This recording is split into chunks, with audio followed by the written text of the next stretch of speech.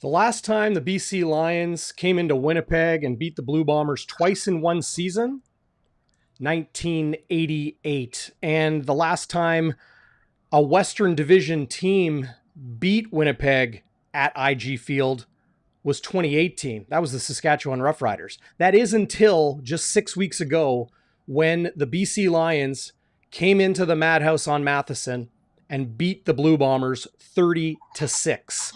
And with that still fresh in their minds, no doubt, the Winnipeg Blue Bombers look for redemption, revenge, a chance to get back at the Lions Thursday night here in Winnipeg. What's going on, everybody? Welcome inside Game Day Winnipeg. It is your Bombers Lions pregame show. Let's bring in the legend, the man, the myth, the Canadian Football Hall of Famer, number 63, Chris Walby.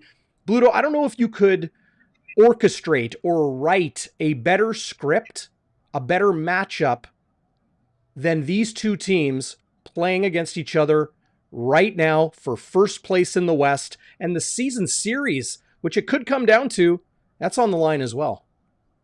Yeah, I think it's a great matchup. I mean, I love the fact it's BC. BC really laid a spanking on us. Let's not even try to sugarcoat it. 30-6. We didn't even have a point in the second half last game. They held us to 2 field goals. It was probably the least productive the Bombers have been offensively. They just had a real rough go. The BC defense, led by coordinator Ryan Phillips, just had a great game plan. Mm-hmm. They put a lot of pressure on the quarterback. They hid Zach a lot. They sacked him 7 times. But having said that, that's a game ago. Now we're playing a new game, fresh start. You got new guys coming back, and we'll talk about some guys that weren't in that last encounter. And I'll just say one, and I will talk about the other guys, but obviously Kenny Lawler coming back. I think he had, 7 for 93 yards last game against Edmonton. That's a huge addition. And we'll mention the other ones after. But, this is what you love to watch. I mean, anybody's going to be at the stadium at IGF Field. This is a classic game. The BC Lions are playing so well under head coach Rick Campbell. And then you got the O'Shea. And I know they're really downplaying this revenge or, they want to get back at him or, this retribution game. I think that's a lot of crap. I think they just want to play well. And I think they will play well. I don't see them getting embarrassed like they did last time. But you never know. Football's a strange game, brother.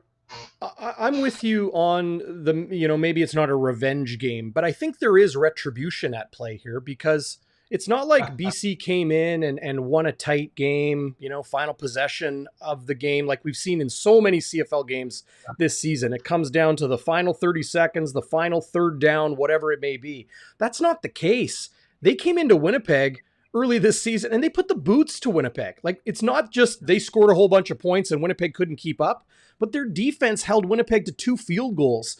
For a Zach Collaros-led offense, with the league's leading rusher in Brady Oliveira, Kenny Lawler, Dalton Schoen, all of this talent, and a defense that is highly regarded and talent-laden as well, for BC to come in and lay the boots to them against a team that has been in each of the last 3 Grey Cups, has won 2 championships in the last 3 CFL seasons, and BC loses their number 1 quarterback. They come in week 3 with Vernon Adams Jr., who's on his, 3rd, 4th team in the CFL? And they absolutely dominated. I think about, when it comes to protecting the house, a lot about this playing at Winnipeg Stadium, Canada Stadium, for all of those years of your illustrious career, Chris, of the importance of protecting the house. No doubt that's going to be on the minds of those guys on wearing blue and gold. Yeah, it's interesting. I know you mentioned Kenny Lawler, but it's interesting that the last game, the leading receiver was Carlton St. He had 6 catches, so he's not even in the lineup now. Kenny Lawler's back in. I think that the addition of Jackson, Jeff Code, and other people you're going to mention later on, I just don't see it happening twice. But having said that, these are 2. They're very identical to me, and I mean that by the way of the culture. I think head coach Rick Campbell and head coach Michael O'Shea have both created an atmosphere where players want to play. They want to play for each other. There's, they're sacrificing for each other if you want. They're doing what they need to do to try and get to the next level. BC surprised me. I didn't think BC was going to be this good. Listen, I know they had some good guys, but they're playing really well, and that's why I say it's a really great game because the Bombers have a great team. There's no weaknesses in either team. Think about this. Yeah. I think the only weakness I would pick out, buddy, is I wish we had Janarian Grant back. That's the only thing I would really like to see because Janarian Grant is a game breaker. I mean, they got Terry Williams, and Terry Williams is very close to breaking one. But he's a returner for BC. But I hope that Greg McCrae, who is averaging not a very crazy stat of 4.5 on punt returns, we have to get a lot more better. Now Jamal Parker was about 8 yards. He's not in the lineup now, so let's see what they do. I mean, it's going to be interesting. Yeah, it's most definitely going to be interesting because you mentioned some of those guys shifting around on special teams. Big changes on the Blue Bombers defense. We've got lots to come here on Game Day Winnipeg. Thanks for joining us here on the pregame show. If you're watching live on YouTube or Facebook or Twitter, or even if you're listening to the podcast afterwards, I know we've got Winnipeg Sports Talks audience set to join us in just a minute as we do a raid. They might even be joining right now. What's going on, everybody? Thanks for joining us here. We're going to get into the depth charts and take a really deep, long look at Winnipeg's lineup, their injured list, who's coming off the injured list. Same with the BC Lions. Most notably for Winnipeg, though, is Kyrie Wilson, an all-star caliber weak side linebacker. Winnipeg has been thin there the last couple weeks because of the injury to Malik Clements. You get Kyrie Wilson back, 12 months recovering, plus 12 months. I think it was week 2 last season, he tore his Achilles. He is back and looking like he's ready to go for the long haul here in 2023. And Winston Rose, who started the season on the 6-game injured list. I know a lot of people are a little bit split on what they see in Winston Rose. This is what I know, Chris. For a team that has been preaching all week about the importance of playing for each other, playing for their brothers, getting Winston Rose back, a leader, an emotional leader that guys look up to in that Blue Bombers locker room, getting him back in that secondary where Winnipeg has had some busts this season, I think is incredibly important. And Kyrie Wilson, maybe he can help Winnipeg get out of the basement in the CFL stats. Winnipeg is last in yards per carry rush defense. They really need to be better in that area. Okay, I'll talk about a couple of things. First off, you mentioned Winston Rose. I thought Dalton Schoen had a great little talk about it. He was to the media. He was talking about how that, the experience that Winston Rose has in the secondary as a corner, he's not fooled by certain things. And Dalton Schoen will say, I'm trying to show him tricks. I'm trying to, deke him out, come back inside, take it to skinny post. And he knows what I'm doing. That's the veteran savvy of Winston Rose. That's what he gives him. Kyrie Wilson, it's interesting. We talked about him earlier. And the way that Malik Clements was playing, I said it's going to take something like an injury for him to get back in the lineup. I didn't know he was going to get back in the lineup because of the way Malik was playing. Now he's got an opportunity. That's the thing. When one door closes, another opens, and we'll see if Kyrie – because, listen, it's great to be at practice, guys. You know what I'm talking about. But it's a lot different when the live bullets are, the bullets are live, and you're trying to go out there, and all of a sudden you're in the muck, the muck and the grind and everything, and making tackles. Now, Kyrie Wilson was having an all-star season before he got hurt. Can he recover from that? Do you play a little tentative? Is he forgetting that he has an injury? You know what? I mean, all guys think about that. I don't care what he says. No, I'm 100%. I feel great. You're always thinking about that injury until you take the first couple hits. So it's going to be interesting to see what, number 19, Kyrie Wilson does in that football field. Well, how Mike O'Shea puts it, you can't be in game shape until you play a game. That's the only way you're in game shape. And 12 months off, look, in your day, Chris, in the 80s and 90s, an Achilles injury that kept that would keep a guy out for 12 months, that could be a career. That would probably be a career ender. You'd call that the Widowmaker, right? A lot of guys got it. Once you got it, you're done. So today's day and age, that is different. And, the science behind it all of the physiotherapy and the orthopedics and the rest, probably has these guys in much, much better shape, or I would say safer condition physically than maybe in years past. So that is a very positive thing. But you never know what's going to happen. I'm sure Winnipeg is ensuring Kyrie Wilson is where he needs to be for the long haul. They need him playing in late November. Well, it's interesting. You say freak injuries happen, and I'm not going to jump to another team, but I probably will. I'm going to say Hamilton. What a stupid move they put. Put Bo Levi in there with nothing to win. They had the So game won. weird. Quarterback's knee. He busts his knee now. He fractured his leg or whatever. He's out, and that is the second time. It could be a career ender. Now that's a guy that might be over now. He might be a coach or whatever, but. I want to say well, one they'll other say thing he'll be here. back this year. They haven't ruled him out for the season. I know. I hope so. I really like the guy. I like the way the guy plays. He just doesn't seem like he's the Bo Levi before. Well, but there's a good comment here, and a couple of people have really mentioned some really good things in the comments, and thank you for the comments. And that is Matt Jackson, who's the DA. And why is not Abu Swari? And I think that's a great point. That is a very good point. Yeah, I hear you. I want to pull up the Bombers' depth here. Yeah, it was a great point. I just thought about it myself, and I see he's out. I'm thinking, Abdul Darami Swari was playing pretty decent football. But they got Winston Rose, so someone's got to come off, right? As far as Damian Jackson as a fullback and the DA, is Matt Jackson kicking butt in special teams? He must be doing something, because why are you bringing him on? He's the backup long snapper. Okay, so there's a reason for it. So that's a great answer to people. And he's a good special teams guy. He's a versatile guy. If there was a non-offensive lineman or defensive a non-lineman that I would want in a wedge package in a goal line short yardage situation at tight end, it would be Damian Jackson. The guy's tough as nails. He's the Navy SEAL, right? He's the former United States Navy SEAL. So that's a lot to do with it. He's got the work ethic, right? I mean, this is nothing. We're talking a Navy SEAL who sees way different things in real life as far as a game like football. You know what I mean?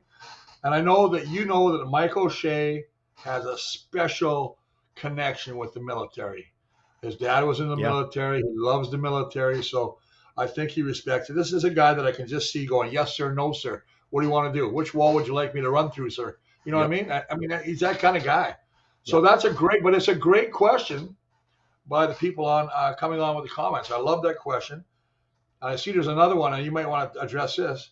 You notice that the BC Lions have dressed 9 defensive linemen. I don't think I've seen 9 defensive linemen before. And that's just strange. I mean, they're obviously they know it's going to be hot in Winnipeg, and they're going to rotate the heck out of these guys. So, they want to keep pressure on, right? Because you think about Matthew Bench had the game of his life. He's got 10 sacks, 3 against the Bombers last time. Yep. David Menard is no slouch. Woody Barron, Nathan Sherry, Tuhima. These guys, they have some good players there. And you always liked, I know that you liked the secondary. I know Gary Peters and TJ Lee have done that. And our old pal Marcus Sales, right? There you go, right there, playing that. I think is that the wide side? I think it's the wide side corner. He's field half. Halfback. Yeah, but you know what, Chris? You know what the Ticats actually do quite a bit is they keep their DBs lined up as they are. They won't go field side, boundary side. They trust Edwards Cooper as much as they do Gary Peters. So whether it's going up against Kenny Lawler or Dalton Schoen, they probably don't mind Sales on Schoen and Lee on Schoen. Peters may end up just sticking with Kenny Lawler. I'd be curious about that. But the BC Lions in particular are a team, at least in years past, that they don't change up their defensive alignments.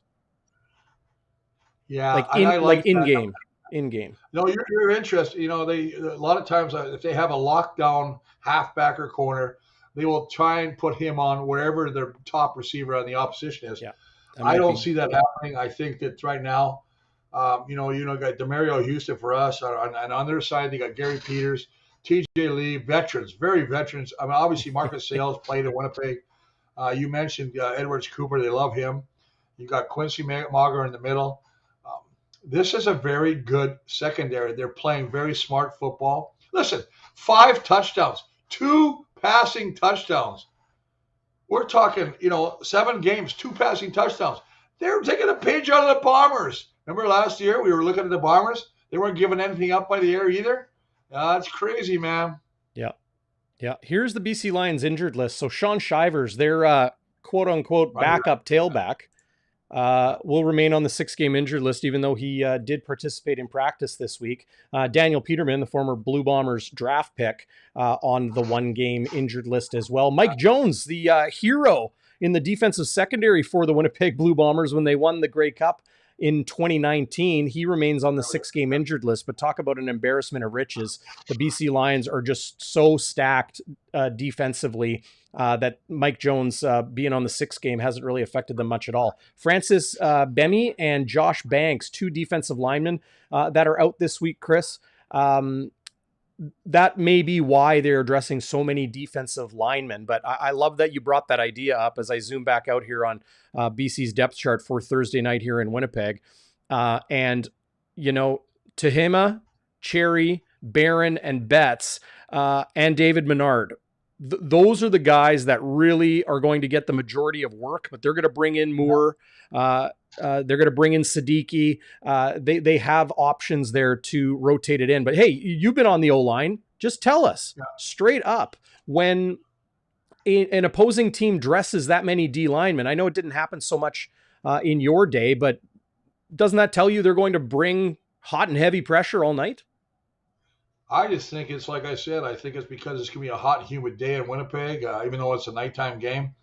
I think they want to be fresh. I think they know the only way they're going to beat the Bombers again is defensively getting into Zach's face and disrupting Zach. I mean, they have to get pressure on him. They have to hit him. They have to, stop the run. They did a great job stopping the run last time too as well. This is a very good defense. But I'll say this. You talked about Betts and Menard and Barron, Woody Barron and Nathan Cherry. They got this other kid now, Marquis Moore, and he's a first-year guy out of Utah, defensive tackle. They're really high on, big boy. I think they're going to try and get a lot of pressure up there. They, like I said, they play some zone. They play a lot of man. They're really confident in their defensive backs, which is crazy because, you think about what the Bombers have right now. I mean, when you look at Lawler and Bailey and Brady Oliveira coming out of the backfield, Dembski, Schoen, this is as good as a receiving crew as there is in the CFL. Yep. And then I look at the BC Lions and I go, Dominic Rhymes, 5 touchdowns, missed a few games already.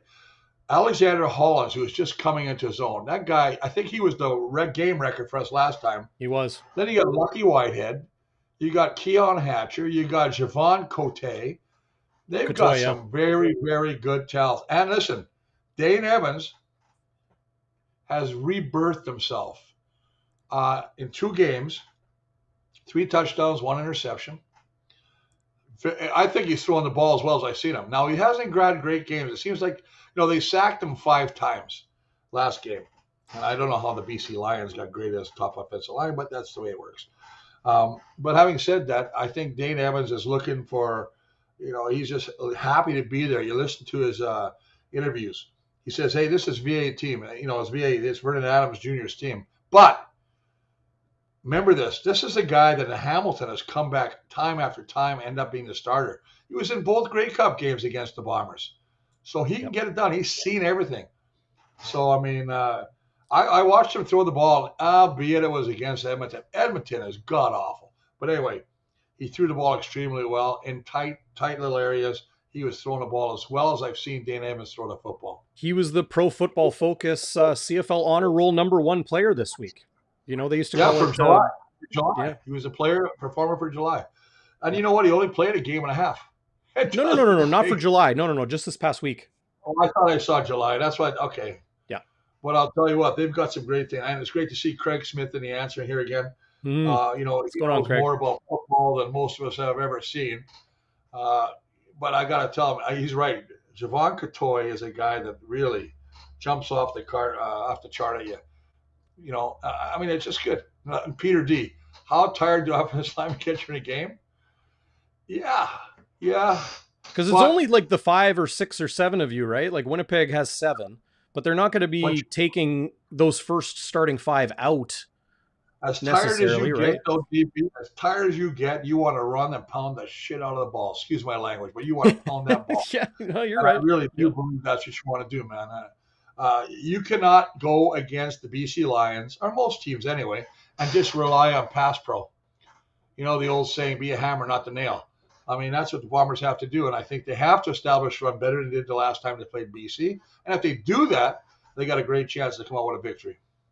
Yeah, no, agreed. To me, Dane Evans is going to have a lot of people in the stands watching the game on TV, whatever it is, or even people in the live chat here. Hit up the live chat, and if you haven't yet, go give a thumbs up. Go do it right now. And welcome to everybody who joined us from Winnipeg Sports Talk. Great to see you here on Game Day Winnipeg. It's your pregame show ahead of Bombers Lions on Thursday night. We got postgame coverage live as we always do following the game here on Bonfire Sports. A lot of people will be talking about Dane Evans. I don't see it as a huge fall off from what Vernon Adams Jr. brings. I would say VA is a little bit more scrambly, a little bit more of a hybrid. Okay. I agree 100% with you, DB. That's a great observation. He can. Evans can run too. Evans can run. He hasn't run very often. I mean, I looked at him. He's run for 19 times, 107, which surprised me. I mean, I thought he ran more, but it's not even that. It's that he does a lot of the things that Zach is known for. Getting outside the pocket, extending the play, eyes always looking downfield, receivers on the same page, breaking off their route, coming back to the quarterback. So I think that's the big thing. Huge game. For those that aren't aware, this is for first place in the West. 6-1 BC, 5-2 Winnipeg, and the second of 3 meetings this season. The second here in Winnipeg. The third meeting will be in early October, October 6th, the Friday night game in BC. That's right before Winnipeg's final of 3 byes this season. So this is for first in the West as it stands. It's also for the season series, because if BC captures a win, they'll own the tiebreak no matter what, if these two teams finish tied in the standings. So this game, you could argue, is a 6-point game. It would be 4 points in the standings if BC went up, right? Because they would be at 7-1 and Winnipeg would be at 5-3. So 2 games back. But then to have the tiebreak is a third game. This is a 4-point game if there ever was one in the CFL. And like we talked about right off the top, I don't know if you could orchestrate a better matchup, a bigger game with bigger stakes than this one. No, and I agree with you. I think that's what football's about. This is what the CFL or any league's about. When you get the 2 classiest, 2 strongest teams playing, and they're going head-to-head, playing a little smash-mouth football. And the BC Lions are confident because they've already came back and beat the Bombers at home, where very few teams have done in the past. So, I mean, they're coming in as a confident bunch, and I know the Rick Campbell's are saying, hey, we did it once, we can do it again. Everybody play their position. Everybody, take care of your own responsibilities. Don't worry about anybody else. Just take care of yours. We'll play as a team, and as long as we execute, I think the biggest thing to me is that offensive line for the BC Lions has to give Dane Evans some time. And if they do, it's going to be a tough game, I think. I think the Bombers are good. I think that Willie Jefferson is playing outstanding football, but they've been running the football. And I know they got that Tyquan Mazzell. I really like this kid. I'm surprised he doesn't have a rushing touchdown. I know he's got one through the air, but he's a good running back. Yeah, no question he is.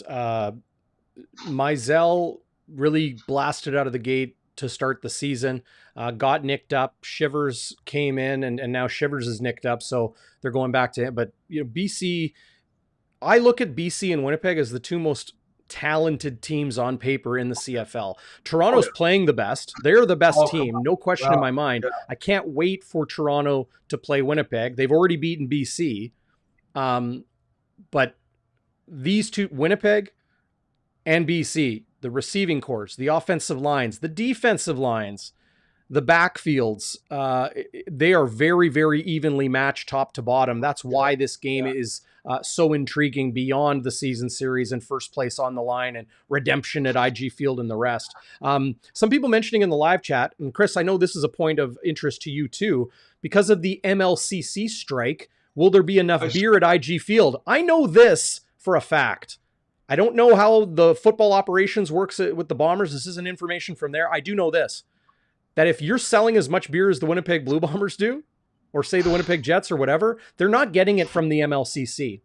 It's Oh, regulated, but they're buying it from a beer supply. They're buying it that's from right.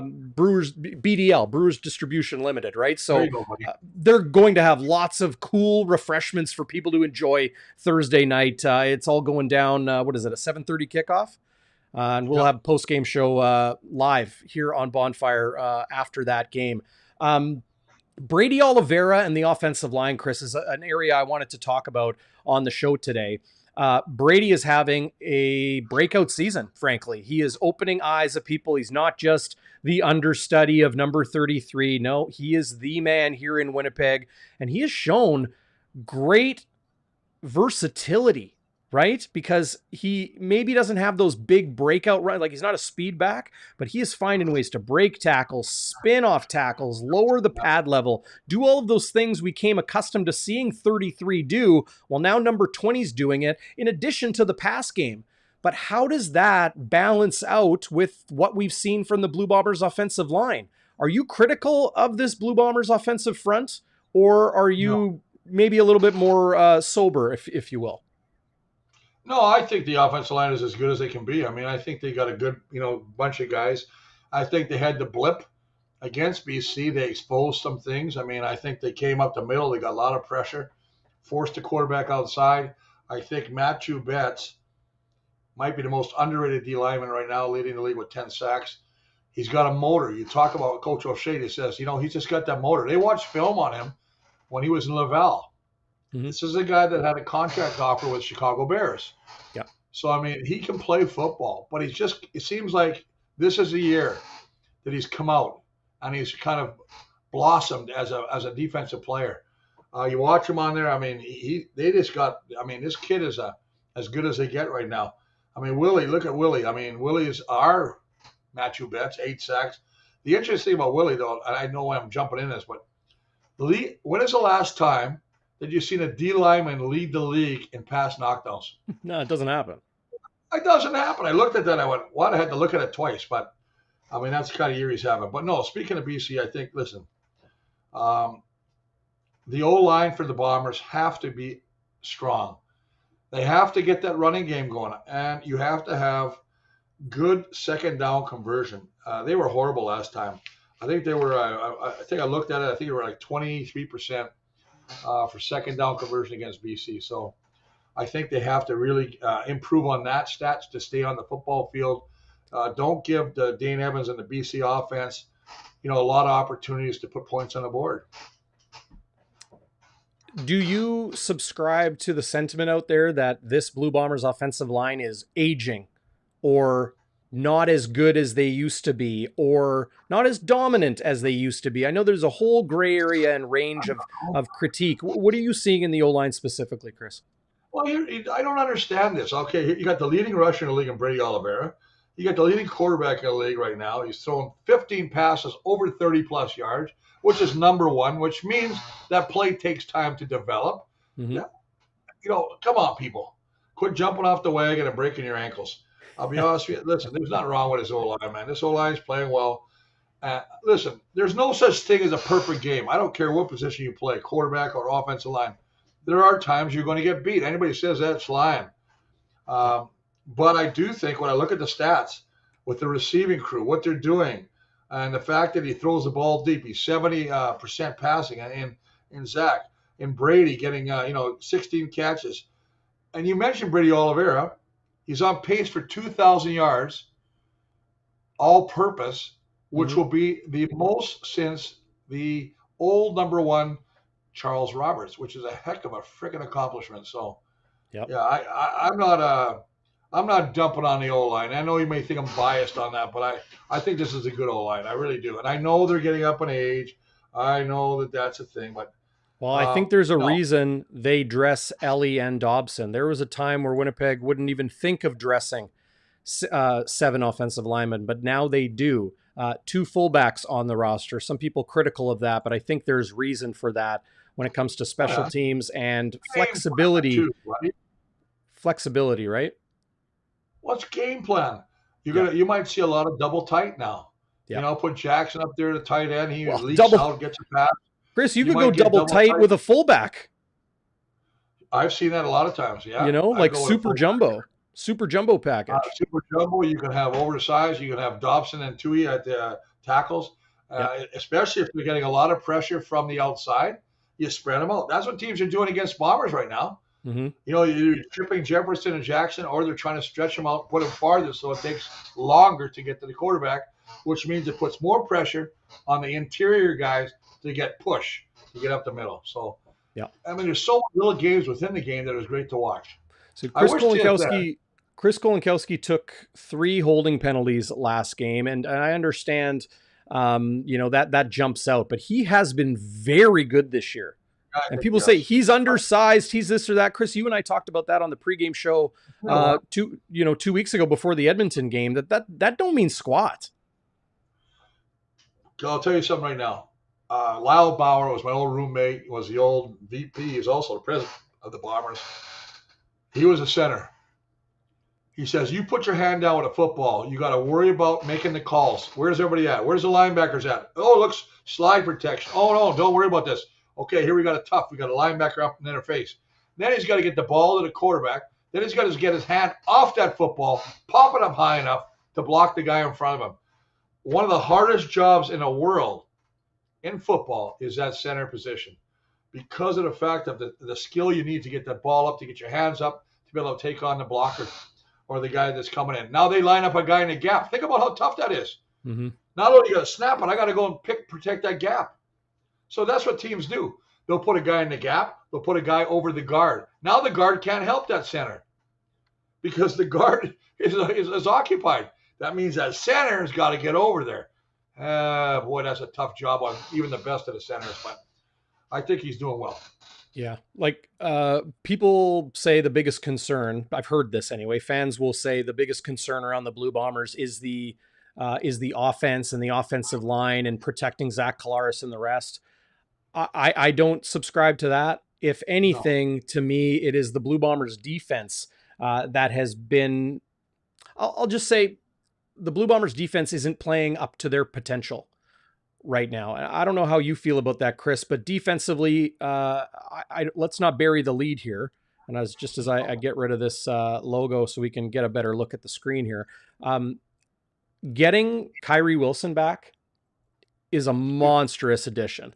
He is so dynamic, so smart, so flexible to either play in the box, get his nose dirty, stop the run, spy the quarterback, spy the tailback, those sorts of things that weak side linebackers are tasked with doing, but then also the ability to drop in to pass coverage. Adam Bighill, of course, he'll remain in the middle, and the defensive line remaining unchanged from the last couple weeks. But Reddick Cramdy remains the dime back, the SLB, strong side linebacker. This is the dime back spot, that hybrid defensive back that plays kind of close to the box.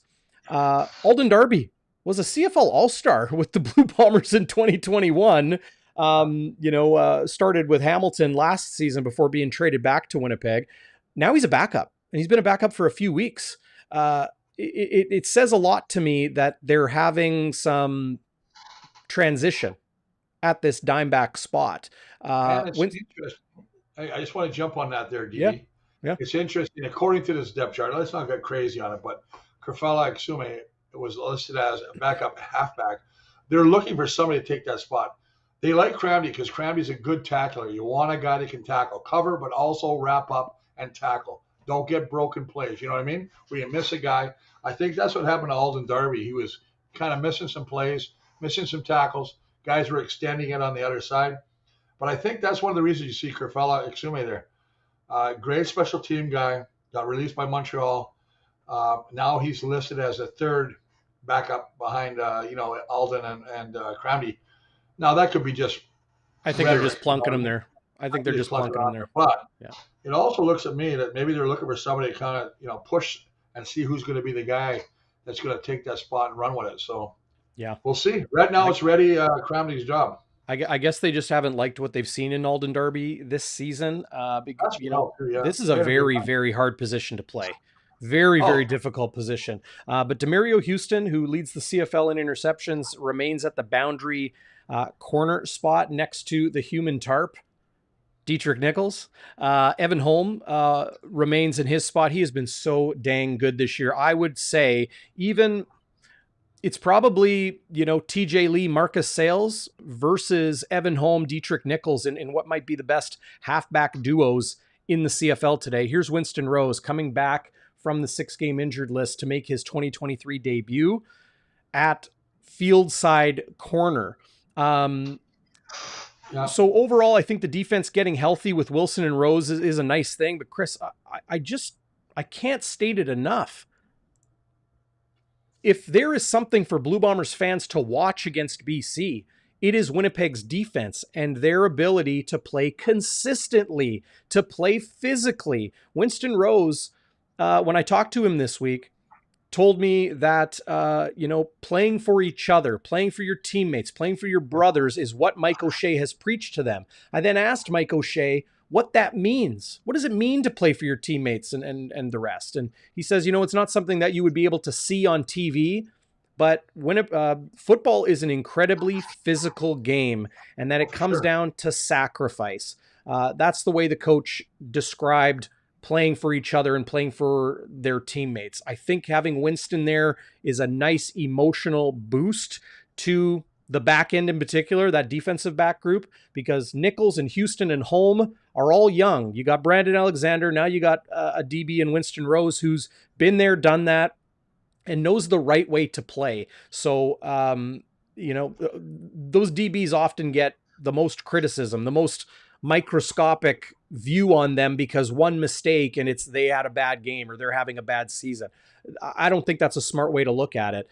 Winnipeg just needs to play as a unit much, much better than they have. And they've really got to do it against an incredibly talented receiving core with Dominique Grimes coming back from the injured list. Keon Hatcher, you mentioned Katoy and Hollins. They got so many weapons. Mizell, you give him the tailback in BC, you give him that ball in space, look out. He's going to make you pay.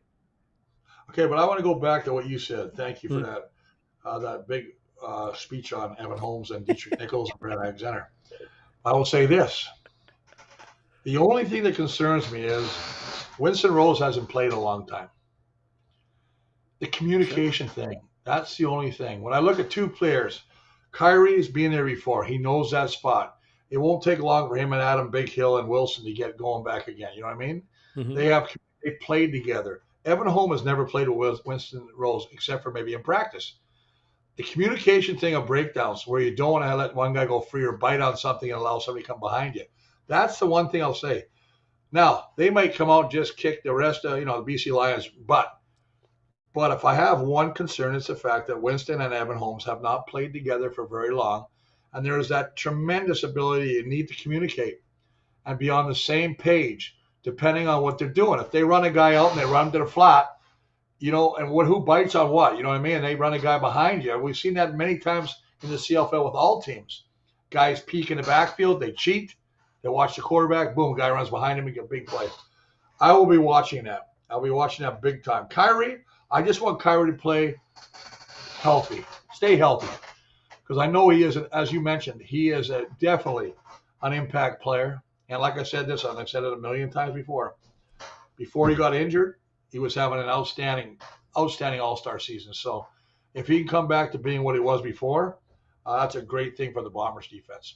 Yeah, no question. And great comment here from Craig Smith. He says, interesting, BC and Winnipeg tied in sacks created with 25. The Bombers have allowed 18 on Zach Collaros and 19 the BC Lions have allowed to their two starting quarterbacks this season. Great insight there from our resident player personnel expert, the veteran of CFL scouting, Craig Smith. Great to see you, Craig. Great to see everybody in the live chat. You say you're concerned about some of those things, Chris. The only thing I'm concerned about, after my spiel, as you called it, is the squeaking of your chair.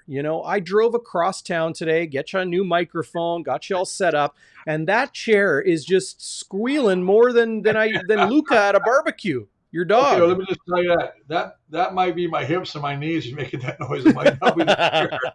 Just telling you, man. But no, I know. I'll have to oil it. I'll get the WD-40 on it, man, and I'll make sure next time. But yeah, I'll have to do something.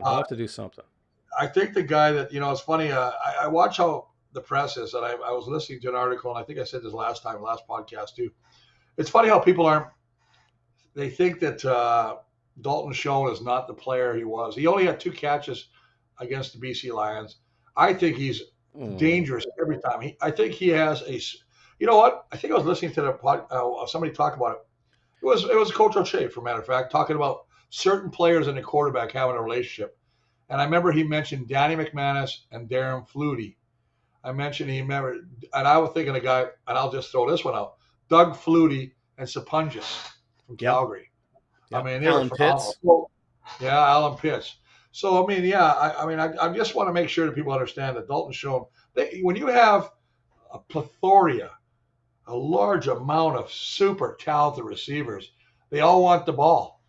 And I remember we were playing in Sacramento, and they weren't throwing they were throwing the ball to Gerald Alphen all the time.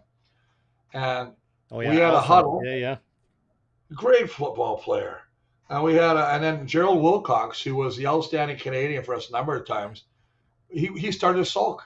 He wasn't getting the ball, so he wouldn't even look at us in the huddle. He kept looking away. And I think whoever was the quarterback at the time just started smacking at him and saying, "Hey, get in the game, man. You don't have to have every pass can't come to you, man."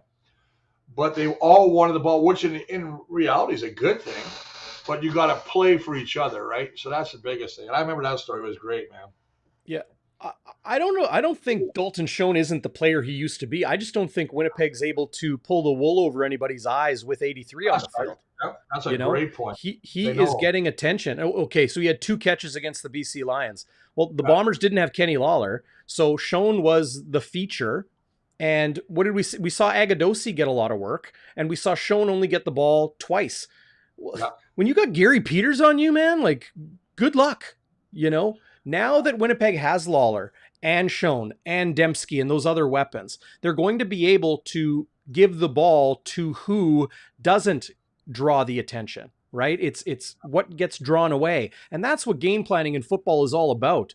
You use the pass, use the run to set up the pass, use the pass to set up the run. That's about as simplistic as it can get. It is much more in-depth than that when it comes to Buck Pierce versus the Lions defense, or Dane Evans on the field against the Bombers defense in the matchups, what defenses are showing, what offenses are showing with formations and player personnel packages and all those things, and then identifying ways that they can attack. So I think Winnipeg's offense maybe hasn't been as consistent as they would like to be, but now that everybody is back and healthy and fresh off of a bye week, and at home, I think will help as well with just the sound and the rest. I think Winnipeg's offense is poised for a game where I think they can be consistent, but they're going to have to do it against the best defense in the CFL today, for my money. Well, a defense that has it's number one. They've given up the average 11 points against, which is crazy. Yeah. But the thing is, if I'm Winnipeg still, I have to stretch that BC defense. I have to take some looks downfield. I need to get Kelly Lawler on a deep route. I need to stretch that defense so not all the BC secondary and linebackers are looking in the backfield or playing everything in front of me. I need everything to be where they have to really respect that we can take it deep to the house. So I think that's a rule for every team. If you're going to do the dink and dunk pass, you're going to get killed, because unless that back or receiver can't break a tackle, you're going to be punting all day long. So you need to go deep with the ball and stretch the defense, keep them honest. Then you got the opening between, because Winnipeg loves to bring Adam Bighill on the blitz. I talked about it last time. Boy, I tell you what. Now Brandon Alexander, he can cheat up in that max position, but if he's get too tight, it's called cover zeros. Nobody at safety. Right. Then you see guys go behind. It's such a game of chess, and I love this. That's why I love this game. That's why I love doing this podcast, because I talk about things that they just really fire me up. Yeah. Well, I just love that we're on camera because we get to see your mug every week. I know. But I got your hat. Thank you. Somebody made a comment. The hat looks good. I said, yeah. Well, your kids keep stealing that hat. So what did I do? I got it back from your kids and brought it to you. And I said, Chris, that hat doesn't leave that room. You would never get it from my kids. You wouldn't be here. You'd be in a wheelchair. I'm not even playing with you. Like, I got that hat from Christian, I think. You liar. Well, I don't know. It was the Christmas. It was the Christmas party. I weaseled it out of. I don't know. I fought Yeah, okay, well, that's fought it good, back from man. somebody. It's Why like are you trying to talking get a about? 6-pack of Lucky from your grip. It was tough. Yeah, I like Peter D's comment there too. Big L says he's similarities in BC to their defense too. Absolutely, Yeah, absolutely. yeah. Both They're good defense. I think Ryan Phillips, the D coordinator for BC, yeah. should get a lot of credit. I think John Bowman, who himself was a hell of a defensive lineman with Montreal, The Hall of and is Famer. now D He'll line, probably be a Hall of Famer. Yeah. and he will be, and he's teaching these guys how to be better at what they do at their job. When you get a coaching staff that can put together with guys and they all work together, boy, tell you what, man, it's a wonderful thing to watch. So I mean, that's why I love it. I mean, this is, and actually Biggie's 100%, because I know that a couple years ago we were talking about the Bombers and they only gave up, I think they were halfway through the season, gave up 5 touchdown passes. They were number one in so many categories. BC has taken a page out of them. Both these teams have watched film all week, DB. What did work? What did not work? How do we make adjustments to what we see? Nobody's coming in with the same formation. You think BC's coming in going, you know what, that worked. Let's line up exactly the same way. No! We're going to mix it up. We're going to give you that look and we're going to run some bloody different thing. So now you're all messed up. Yeah. I mean, Mike O'Shea talked about it this week about, you look at film, you look at the last time you played that team head to head, but you look at their games against other teams. And, he said that there's, Sorry. catching some of those comments there, Chris. I don't know if I wanted to pull that. Yeah, no, I didn't want to pull that one up on screen, but that's pretty funny. That's pretty funny though. Feeling for you, James. Yeah, no kidding. But you look at your head-to-head film against the opponent you're playing, but you also look at them playing against other teams and try to pull information from any time you watch film and anytime you see what they're doing. And then you look at, okay, well, we're going to play this type of defensive system, or we're going to show this type of defensive alignment. How might they attack that? How have they attacked that alignment in other games this season? And then you throw a wrench in it, right? It is, you call it chess. I've called it, with Zach Schnitzer on Bonfire Midweek, I've called it 3D chess. It's almost 4D chess sometimes with the way that they're planning for each other. But what is this, Nintendo? Pardon me? What are you talking 3D and 4D? 3D chess. You've never seen 3D chess is a real thing. Okay, I don't know. I thought I made that up. But I'll say this. The Bombers do such a good job of disguising what they're going to do. I've seen so many times they look like they're bringing a guy to the outside, he drops. Yeah, Biggie. Look at Willie. Lots. How many times has Willie done that? Mm-hmm. Willie Jefferson lines up and then he drops back, takes away that short thing. This was what Don Matthews invented way back when. He would bring it in, take a step up, and he'd drop back, and the quarterback would think I got the flat as a guy coming across. Bam! Blue got better beer than Lucky. Oh, I like Lucky. You like Lucky, yeah. I thought I'd pull that. What's up, Tommy? Good to see you in the live chat. The voice of the Blue Bombers in the press box at the Bob Irving Media Center at IG Field. Good to see you, Tom, and everybody else in the live chat. If you haven't yet, give a thumbs up. Leave a comment if you're watching this afterwards. Just jump right in there and leave a comment. We read them all. Or you can hit the Bonfire hotline, whether it's now, whether it's during the game, whether it's after the game. 204-816-TIPS. 204-816-8477. It's a local call, local text, but standard rates apply, just like when you're texting your mama. Can I jump in here? Of course. Maybe it's time you thank our little pub. Well, that's funny that you jumped in to do the thing I was just getting ready to do. But you're right, There you go. Tommy says you should be drinking better beer than Lucky. Well, you can find that and so much more at Shannon's Irish Pub, 175 Carlton Street, underneath the streets of downtown Winnipeg. If you've never been, you got to check it out. One of a kind atmosphere, eclectic, and one of a kind, outstanding food. They've got your pub favorites, but then they've also got lots of other creative culinary dishes. 21 beers on tap. Ice cold, tons of local favorites, as well as your favorite foreign and domestic choices. every Jets game, every Blue Bombers game, home and away. They have got food and drink specials, so go check them out. And if you're feeling a little groggy after the game on Thursday, this is my advice to everybody out there, Chris. If you're feeling a little Yeah. bit tired the day after the game, well, maybe you can kick off work early. Shannon's now open Fridays for lunch, so you can get your weekend started early at our good friends Shannon's Irish Pub, 175 Carlton. Just a quick Gerald Wilcox hook route down the street from True North Square. Good. Oh, Gerald Wilcox was one of my favorite players. He was a great guy. We had such great receivers back then. I was just watching a highlight film of Alfred Jackson. Yep. 4 touchdowns in that 713 passing game by Matt Dunnigan. But think about the guys we had. David Williams. We had so many great guys. I think that even as good of receivers we had, I don't know, man. I think that the Bombers today could put this receiving crew against anybody. I think they're as good, and they may be the best that I've ever seen as a group. What they've been able to do. Okay. Interesting. Just what I'm saying. Yeah. Well, you want to get into your keys to the game, Chris? I sure would. You probably do. I'm going to tell you right now, brother. Here we go, brother. That's a little Hulk Hogan there. I think, seriously, the Bombers against BC, what killed them last time? Turnovers.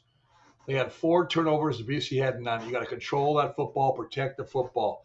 The other one that really, really stands out to me was the second down conversion. They were horrible. They were 26% or 28%. You have to stay on the football field if you want to beat these guys. Then you look at defense. Get off the field. Get off the field, boys. They can't keep letting the teams run the ball or pass the ball on them, staying on the field. And at special teams, you got to win this battle of field position. I need Greg McCrae to really have a kick-ass game. I really need him to play that well. Because, right now, like I said, he's 4.5 on punt returns. He's got a 102-yard missed field goal. But to me, that's a special team thing. You have to win a field position game. And you're at home. Protect your turf. Protect your house. All those things you said, DB. But you've got to make sure that you are not starting inside, your goal line, the shadow of your goal line or goalpost all the time. So I need them to win the battle of the field position, and everything will take care of itself, because we don't even talk about Sergio anymore, but both these guys have been kicking the heck out of the ball. Sergio and Sean White, 2 outstanding field goal kickers. So, it's going to be a great game. I tell you what, boys, I gave my tickets. I have family from Germany in. I gave my tickets away, so I unfortunately will not be at the game. But you can bet I'll be sitting in front of the tube. Maybe not with the Lucky, maybe something else, but you never know, man. But why don't you come to the game with me and my new student work practicum student intern Elliot? Why don't you come sit with us in the press box? You know what? I don't think I'm even allowed in the press box. That's not true. You came up there with me before. You can have the seat right across from your name and number honored in the Ring of Honor. I think they'll make that happen. Oh, that's what that's for? I thought that was an award for most beer consumed at a ball game. Yeah, 63 at one game. 63 at one game, baby. Andrew, can you remember? Do you know that Andre the Giant actually had 80 beer in one sitting? Oh, well, there's a story where he drank a 48. He drank 2 cases, 48 beer 48. during a drive. Like during a drive from the airport to the town that he was wrestling in. Well, he had to go by horse and buggy because he couldn't fit in a car. Yep. That was the biggest man. I shook his hand, and I'm going to tell you a true story as we get ready to leave. I was in Saskatchewan doing a game. I go down to the local watering hole, and lo and behold, there's the biggest man I've ever seen in my life. I walk over, and I go, man, and it's Andre the Giant, and he's so nice. I said, nice to meet you. He shook my hand. I didn't see my hand. It's the biggest hand I've ever seen in my life. I watched him take a beer, and he said, watch this. He's got that French accent. Put the beer in his hand. You couldn't see the beer. He could hide a beer in his hand. The biggest man. God bless the guy. I wish he lived longer, but, he had that gigantism or something like that. But, man, what a nice guy. He didn't have to say nothing to me, but he did. I'm just seeing if I can pull up. Yeah, here it is. So check this out, because this is I'm sure what you're talking about, Chris. Here is Andre Yeah, the look at his Giant's hand. That is not a mini can. That is a no. regular can of beer from the 80s. Oh, look at the size of that thing. I mean, the guy was just a monster. That is a But what a regular great can of thing. beer. Hey, how did you know? You know what? What a great job, DB, even bringing that up. Because we didn't talk about this pre-game or pre-show today. You just brought it up. That was great, man. I did. That's really good, man. It's the beauty of technology these days. And Yeah. speaking of which, before we do go, and great keys to the game, I love that, and even better story about Andre the Giant. As you have been commenting in the live chat during the show, I try to grab a couple that are interesting. Peter D watching on YouTube. What's going on, Peter? Anyone else wondering why we have Damian Jackson on the active roster this week and not Fox or Darame Soare? Fox, of course, being the American defensive tackle they signed from the BC Lions just a few weeks ago. Abu Darame Soare comes off as Winston Rose comes in. I think that one's kind of self-explanatory. Fox, I think that Winnipeg is pretty happy with Cam Lawson, Jake Thomas, and Ricky Walker at defensive tackle. I don't think Fox would be somebody. Oh, there it is again, the beer can. That is something, eh? That is just unbelievable. The Blue Bombers defensive line here. I think they're pretty happy with Walker, Thomas, and Lawson. If you brought Fox in, he would be a D tackle. If anything, they would probably want a defensive end to rotate in with the Jeffs, as Schnitzy likes to call them, as well as Anthony Bennett, the Canadian rookie. But they've brought some guys in. I just don't think that they're ready for primetime yet. As far as Damian Jackson, I think that's really just an operation of flexibility on the roster. When you have a fullback, it's not just, well, he's going to play fullback and nothing else. There's no Mike Miller, who can really kind of do everything. Yes, we didn't mention him. That's true. Connor Burtonshaw back after spending time on the 6-game injured list.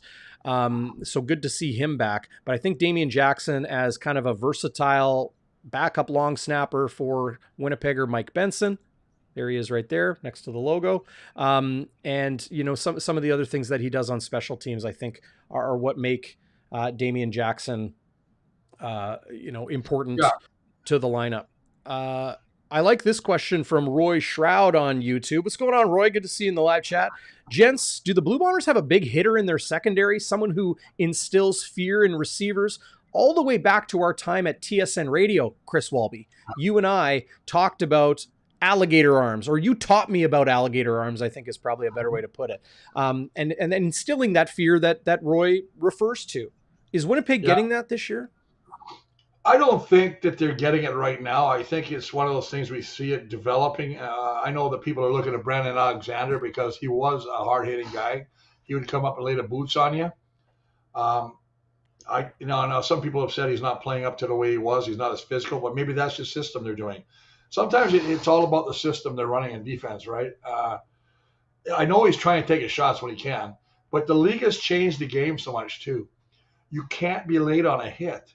You got to watch the helmet. If you come on and see a guy going down, you got to back off. Well, and BA, Brandon Alexander already got a penalty for that early this season. I think that was in Saskatchewan, right? I watched that Edmonton game that lost an embarrassment to BC. They had 19 penalties for 177 yards, almost all of them on defense. It was it was bad. But I think sometimes I wonder because I see a quarterback getting his helmet knocked off and it's not a penalty, and I see a quarterback get hit with an arm and it is a penalty. Again, it's consistency. I just want consistency on the call. Mm-hmm. I agree.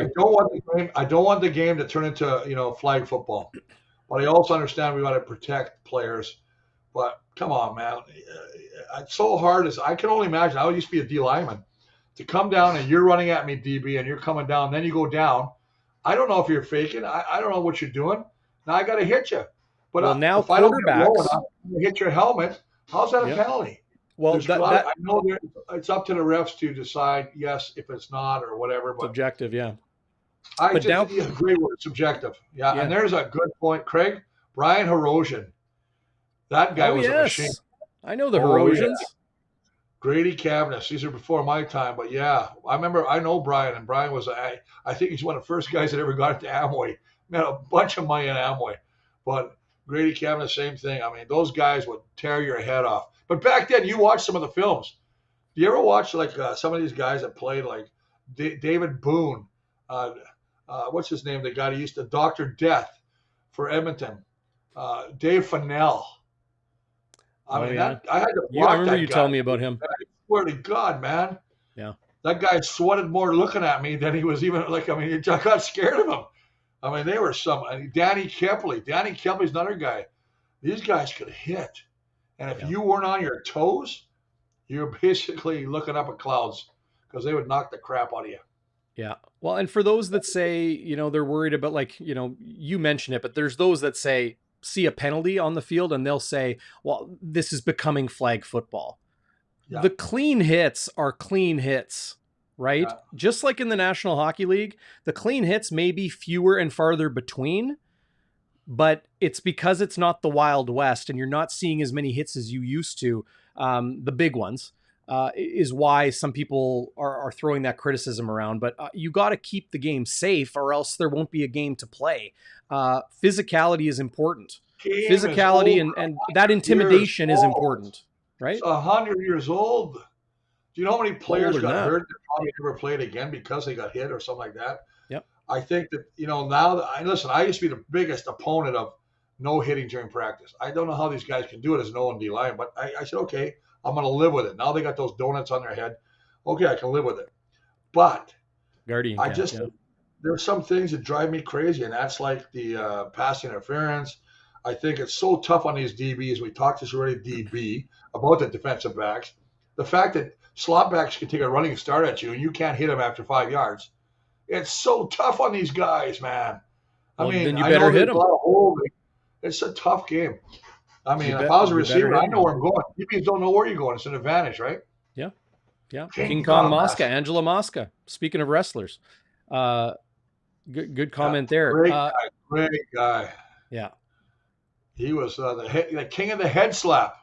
Yes. Can't do that anymore. People out with the hand, you go across the side of the head. Yeah, they used to be illegal. Yeah. She talked about that on his coach's show. You get it in the plastic helmet, and it's like it would ring. Right? Oh yeah, I remember. And a lot of these guys used to they used to do these head jack. Come under your chin and jack your helmet, because where the head goes, the body follows. Yeah. I don't care who you are. You get that head up in the air, your feet are going backwards, and you're just driving you back. But now that's a good call. They can't do that anymore. Yeah.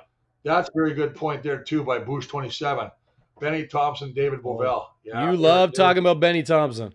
Benny went down and made a career in the NFL. One of the toughest guys I ever played with. Seriously. There was that time, Chris. Sorry to interrupt. There was that time where we compared Brandon Alexander's physicality to Benny Thompson. Yeah. I think Benny was just a stud. I mean, there's two guys that I played with that I went down the NFL and tried out with. One was Benny Thompson. The other was James Jefferson. James Jefferson, who had 4 touchdowns in one game on a kick return, a couple interceptions, just a stud. These are great players. Now you got me all thinking about reminiscing about stuff like that, and it was a beautiful thing, man. Well, I'll let you go reminisce about old times with your German family that is visiting from overseas. Yeah. Real quickly, Rob Mahoney, who is not afraid to let it fly in the live chat. An example here. Darrin Bauming's a good person. Thanks, Rob. Hope you're sincere. His whole life spent correcting people how to spell Darrin. Good football reporter, too. I don't know about that. And then he also finished up with, Chris, who was the best quarterback you ever played with? Well, that's a tough question. I played with so many. I'll tell you another quick story. I was doing a game with Mark Lee. We were in Skydome or Montreal. Might have been Montreal. The Big O. And I was with Rob. And so Mark Lee says to me, "Chris, who's the best quarterback you played with?" And I went, and I didn't know who was coming toward me. And I went, I think it was probably Tommy Clements. I turned to my left, and it's Matt Dunnigan. And he looks at me, says something under his breath, and he would not talk to me for 2 months. He was so upset at me. He wouldn't even talk to me. He hated me. He just said, and it took me a long time, a lot of flowers and chocolates to get him to love me again. Wow. Sad day. I mean, you could have been crueler than that, right? Like Tommy Clements. How many I love seasons did you Tommy. play? How many seasons did you play with the original swag QB, Matt Dunnigan? 2, Yeah, both years in the Grey Cup. Lost to Calgary, and we lost to Edmonton where we shouldn't have lost. That was when Matt blew his ACL, his Achilles. right. And we had beat Edmonton. That was the year that he threw for 713 yards. So, yeah, I mean, Matt is a stud. We all said he was, a quarterback with a linebacker mentality. He took some hits. He'll tell you right now, he's had concussion syndromes, as most of us have. But having said that, I think of other guys. Tommy Burgess. Tommy Burgess is the only quarterback who tried to buy us beer at a bar with his room key. And we're like, what? Yeah, he has no idea that his room key is not a credit card. He's like, I'll put it on this tab. Maybe he was tipping the server. Like, here's my card. Here's my room key. Bring us some beer, and He won the Grey Cup when it's 1990. One of the best guys you'll ever meet in your life. Yeah. I really like Tommy. And we had Sean Salisbury. Think about these guys. Dieter Brock's the first quarterback I played with. Johnny Huffnagel. You go down the line. I was seeing a picture of somebody that just passed away. I can't remember his name, and forgive me for that. But another great guy who died way too young as a quarterback. So anyway, yeah, it's a tough game. Quarterbacks get paid money because they're the best. Sammy Garza, Craig Smith. Yeah. Sammy Garza, who's got about 20 years with the Dallas Cowboys now scouting. Wow. So he is going to get himself a son of a gun big pension. And I'm not even in the will. You should make a phone call. I like Mark Lee. Mark Lee is one of my favorite people in the world. We call him Chippy Chipmunk because he laughs like he's got nuts in his cheeks. He was such a good guy, man. Oh, I wanted to pull up. Oh, Mickey. Thank you, Craig Smith. Tom Mickey's a guy. Yeah, there you go. Passed away way too soon. Thank you for that, Craig. God bless you.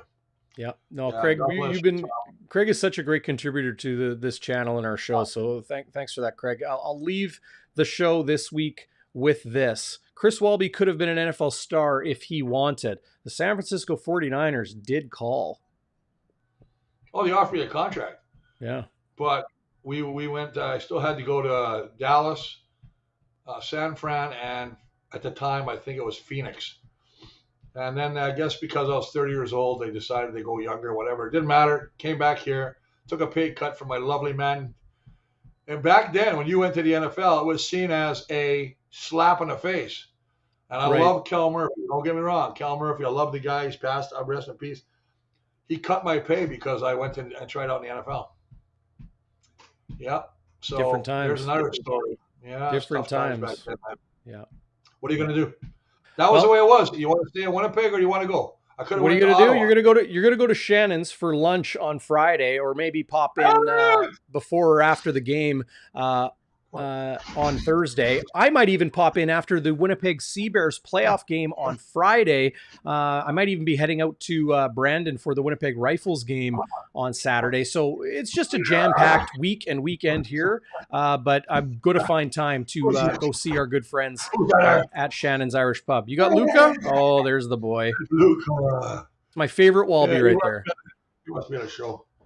Oh, I know. Okay. It's over? Okay. All right. Hey, join us on the postgame show. We'll go live as we always do here on the channel. Give the thumbs up and drop some comments. And you can hit the hotline as well. Last word to you, Bluto. Huge game, the biggest of the year, Thursday night at IG Field. The Bombers and Lions. One of the best games I'm looking forward to. I'm really want to see what Dane Evans does for BC, and I also want to see how the Bombers respond. I think it's this is a classic. Sit back, enjoy.